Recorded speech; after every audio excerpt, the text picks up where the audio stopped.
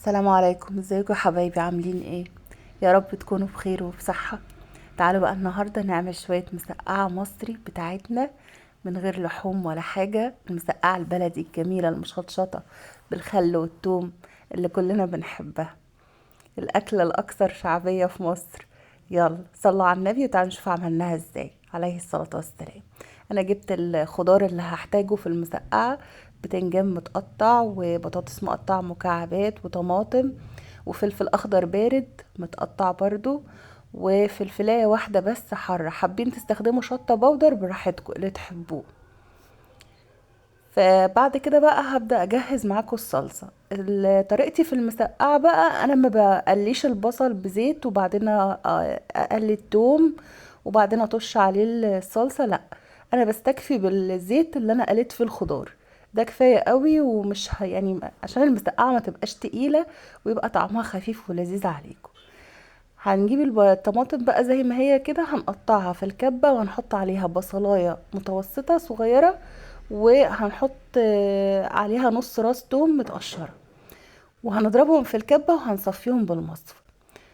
بس بعد كده هجيب الحاجة بقى اللي هطبخ فيها وهنزل فيها الطماطم، ده صوص الطماطم اللي انا عملته ده. يبقى انا مش هستخدم زيت خالص في تجهيز الصلصة، هعمل كله نايف نايم مع بعضه كده.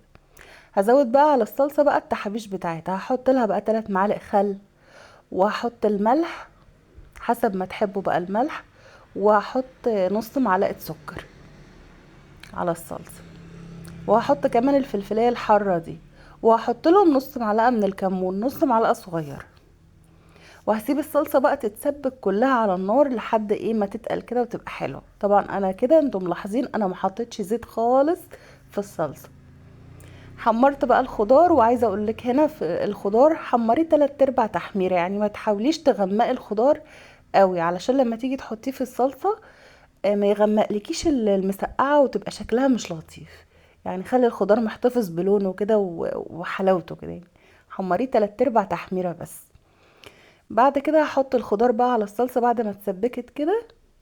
وهعيد ليكوا تاني: انا ما حطيتش اي زيوت في الصلصه، انا اكتفيت بالزيت اللي انا محمره فيه الخضار. وطبعا البتنجان بعد ما بنقطعه بنرشله رشه ملح كده واحنا حاطينه في المصفى علشان يصفي الميه الزياده اللي فيه وما يشربش معاكي زيت.